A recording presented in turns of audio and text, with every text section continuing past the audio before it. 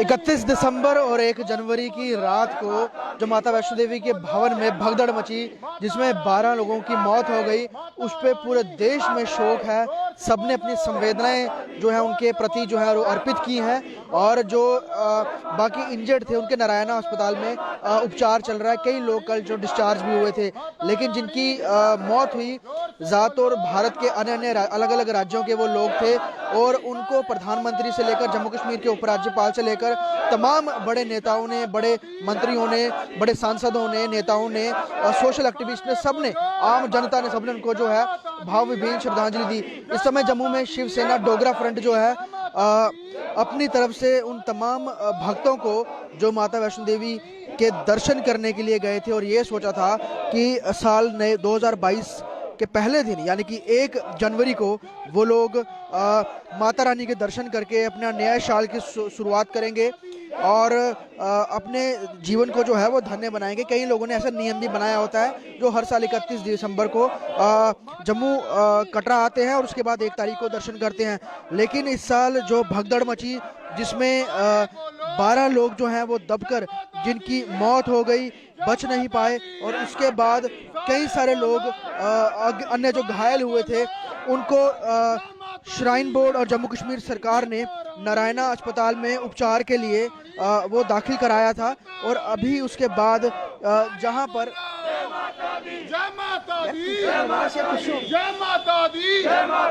और जम्मू में शिवसेना डोगरा फ्रंट जो है अपनी ओर से एक एक मोमबत्ती जलाकर इन तमाम लोगों को जिनकी दुखद मृत्यु हुई थी इस भगदड़ में, उन सबको श्रद्धांजलि भी दे रहे हैं और एक संदेश भी सरकार तक पहुंचाना चाहेंगे कि इस तरह की घटनाएं दोबारा ना हो।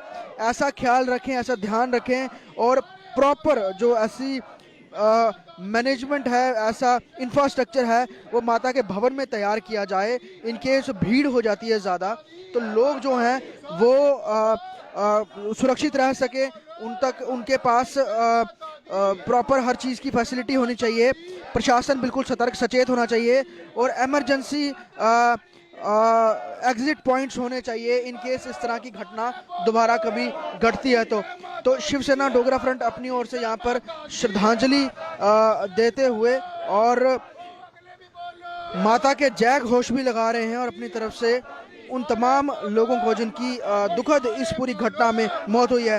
हालांकि कल बहुत सारे लोगों ने कटरा में जो है अपनी आप बीती भी बताई थी। हमने जब ये पूरा इवेंट कवर किया था उन्होंने ये बताया कि मिसमैनेजमेंट थी, 30 से 40 हज़ार लोगों के जाने की अगर व्यवस्था थी तो उस बीच इतने ज़्यादा लोग जो है कैसे भवन में पहुंच गए। और एडमिनिस्ट्रेशन के लोग हों, सिक्योरिटी के लोग हों, उनकी संख्या भी कम थी जिस कारण वो संभाल नहीं पाए इस पूरी घटना को, इतनी पूरी व्यवस्था नहीं हो पाई जिस कारण इस तरह की घटना हो गई। वहीं कटरा के लोगों ने ये कहा कि यह एक किस्म से कलंक है, कभी इस तरह की घटना माता वैष्णो देवी के भवन में नहीं हुई, लेकिन पहली बार इसकी घटना हुई है भगदड़ की जिसमें 12 लोगों की मौत, दुखद मौत हो गई। ये हमारी छवि जो है, हमारी तस्वीर जो है कटरा की, और ये अच्छी नहीं गई है। बहुत लोग इमोशनल भी थे, बहुत सारे लोग ऐसे थे जिनके अपने खो गए थे, हालांकि बाद में मिल गए।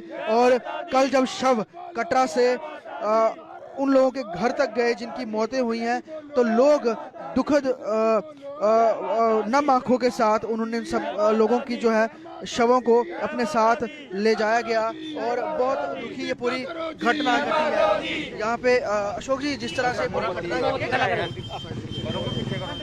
तैयारी होनी चाहिए, कई सारे स्थानों में इस तरह की घटनाएं हो जाती है, बहुत ज़्यादा भीड़ होती है, लेकिन शायद श्राइन बोर्ड इस तरह की घटना को लेकर तैयार नहीं है। ये घटना पहली बार 40 वर्ष हमको भी हो गए छड़ी यात्रा ले जाते हुए, उससे पहले भी कभी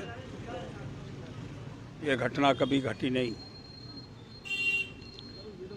और इतना दुख है इस घटना से कि वो भक्त श्रद्धालु माता वैष्णो देवी के दर्शन करने के लिए आए थे,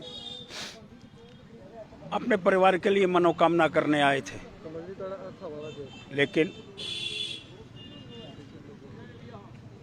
एक मौत चोला पहना करके उनको चली गई। और 12 श्रद्धालु हमसे अलग हो गए। बड़ी दुखद घटना है, लेकिन इस पर राजनीति, वो लोग जिनका इस धर्म से संबंध नहीं है, वो अपने मखारबिंद से किस तरह से शब्दों का उच्चारण करने का प्रयास करना चाहते हैं, ये विषय समझ के अंदर नहीं आ रहा है। एक दुख की घटना है, सबको मिलकर के दुख को हरने का प्रयास करना चाहिए। और वो परिवार जिनके साथ ये घटना घटी, माता रानी का हमेशा आशीर्वाद रहा है और माता रानी हमेशा उनकी मनोकामना पूरी करती रही है। इस दुख की घड़ी के अंदर हमको मिलकर के इस दुख को सहने का प्रयास करवाना चाहिए, ना कि कोई भूतपूर्व मुख्यमंत्री।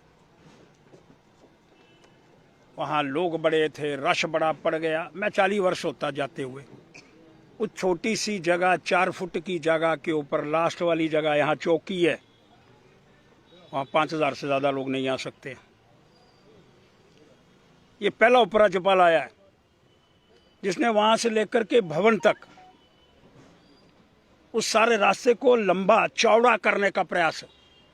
और सीईओ जो वहाँ का है, अपने लेवल पे करोड़ों रुपया इकट्ठा करके वही एक छोटा सा रास्ता रह गया है, उसको बड़ा करने का प्रयास किया जा रहा है। लेकिन इस तरह की शब्दावली, और मैं कहना चाहता हूं, जब इनकी सरकार थी तभी हवाई यात्रा के ऊपर जजिया लगा था। उस महिला को भूलने का प्रयास है। उसी ने माता वैष्णो देवी के यात्री जो हेलीकॉप्टर के माध्यम से जाते थे उन पर टैक्स लगाने का प्रयास करा था। टैक्स लगा हुआ है आज भी, और कोई लोगों ने उसको तोड़ने का प्रयास नहीं करा। वो सर्विस टैक्स, जीएसटी, जिसको जो यहाँ की व्यवस्था के अंदर लगी, वो इसी औरत के माध्यम से लगाई गई। आज वो बड़ी बड़ी बातें श्रद्धालुओं के विषय के अंदर करने का प्रयास करना चाहती है। ये समय नहीं है, ये समय दुख का है। पहली बार इस तरह की घटना को अंजाम दिया गया और यात्रा को पीछे रोकने का प्रबंध होना चाहिए था। उसके अंदर कमियां आई हैं, और मैं कहना चाहता हूं, जो भी लोग हैं इसके अंदर दोषी, माननीय उपराज्यपाल जी ने एक कमेटी बनाई है, वो कमेटी उसका संज्ञान लेने का प्रयास करेगी। लेकिन जाने वाले लोग चले गए। श्राइन बोर्ड को भी कहना चाहता हूं, आपने 2 लाख रुपया दिया, सरकार ने 10 लाख रुपया दिया, कम है। पैसे तो कभी किसी की मृत्यु को वापस नहीं ला सकेंगे, लेकिन उनका परिवार पीछे से अच्छी तरह से हरण कर सके, अच्छी व्यवस्था के अंदर रह सके, सहयोग की भावना, उस भावना के अंतर्गत श्राइन बोर्ड को और ज़्यादा अनुदान देने का प्रयास करना होगा। उनका सहायक और सहयोगी बनने का प्रयास करना चाहिए। धन्यवाद, आपका शुक्रिया भाई साहब। यहाँ पर अपनी तरफ से कई सारे सुझाव भी देते हुए शिवसेना ढोगरा फ्रंट के जो अध्यक्ष हैं जम्मू कश्मीर के अशोक गुप्ता, ये भी कहते हुए कि जो कंपनसेशन जो डिक्लेयर किया है सरकार ने, राज्य सरकार ने, श्राइन बोर्ड ने, वो कम है, वो ज़्यादा होना चाहिए। वही सरकार एक और उस पूरी जगह को, भवन के इन आउट जो वे है उसको खुला करने का प्रयास कर रही है। पिछले कुछ काफ़ी वक्त से वहाँ पे काम भी लगा हुआ है, लेकिन 31 दिसंबर को इतनी ज़्यादा क्राउड इकट्ठा हो जाएगा और रास्ता खुला ना होने के कारण लोग बीच में फंस जाते हैं। और सरकार ने, डीजीपी ने ये बताया कि कुछ युवकों की आपस में बहस हो गई थी, जिस कारण ये पूरी घटना हुई और लोगों में पैनिक फैल गया। 3 लोगों की कमेटी बनाई गई है जो उस पूरे विषय पर जांच करेगी कि कैसे भगदड़ हुई, क्या कारण रहे, और अगर एक सीमित संख्या में लोगों को भवन में रुकने की व्यवस्था है तो नीचे जो ट्रैक है, जो 14 किलोमीटर का ट्रैक है, जिसमें कई जगह रुकने के पॉइंट हैं जहाँ पे चेक पोस्ट है, वहाँ पर क्यों नहीं इस तरह की मैनेजमेंट रहे कि भवन से सीधा टाई अप रहे, उनके साथ उनको बताया जा सके कि इतनी क्राउड इस समय भवन में है तो बीच में आप जगह जगह पर यात्रा को रोका जाए, ताकि ऊपर की यात्रा जो है वो नीचे आ सके, फिर उसको लोग जो है वो जा सके। एक नया जो ट्रैक है, ताराकोट मार्ग है, वहाँ उससे भी लोग जाते हैं, लेकिन अभी उस संख्या में उसका इस्तेमाल, उपयोग नहीं हो रहा है जिस संख्या में जो पुराने ट्रैक पर हो रहा है। तो एक ऑल्टरनेट ट्रैक तो बनाया था और वो काफ़ी खुला भी है, लेकिन भवन में जो खुली सड़कें होनी चाहिए, जो बड़ी बड़ी जगहें होनी चाहिए, इस तरह की प्लेटफॉर्म डेस्क होने चाहिए खुले खुले, जहाँ पर अगर ज़्यादा भीड़ हो तो वहाँ पर मूव हो सके, वैसे सरकार को बनाना चाहिए। खैर उसका काम तो लगा हुआ है, लेकिन इस पूरी घटना पर श्रद्धांजलि जो है शिवसेना डोगर फ्रंट ने अपनी तरफ से दी है, वहीं प्रधानमंत्री ने, उपराज्यपाल ने, श्राइन बोर्ड ने अपनी तरफ से अपनी राहत कोष से जो इंजर्ड्स के लिए और जिनकी डेथ हुई है उनके लिए कंपनसेशन जो है अनाउंस कर दिया, लेकिन ये कह रहे हैं कम है। और जो लोग इस पूरे विषय पर सियासत कर रहे हैं शिवसेना डोगरा फ्रंट ने, उनको भी एक संदेश दिया है कि इस धार्मिक ये जो पूरी घटना घटी है, जो लोग अपने दर्शन के लिए गए थे, उस बीच भगदड़ में उनकी मौत हुई, तो उस पर सियासत ना करें। सियासत करना अच्छा नहीं है। उल्टा जो वहाँ पर चॉपर सर्विस थी, आपने उस पर टैक्स लगा दिया। इस तरह की भी उन्होंने जो अपनी बात रखी है सामने। लेकिन सबसे बड़ी बात,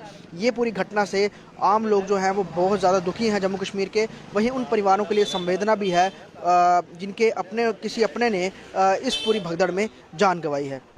वीडियो जर्नलिस्ट पवन शर्मा के साथ ख्वाहिश पटेल, स्टेट टाइम्स जम्मू।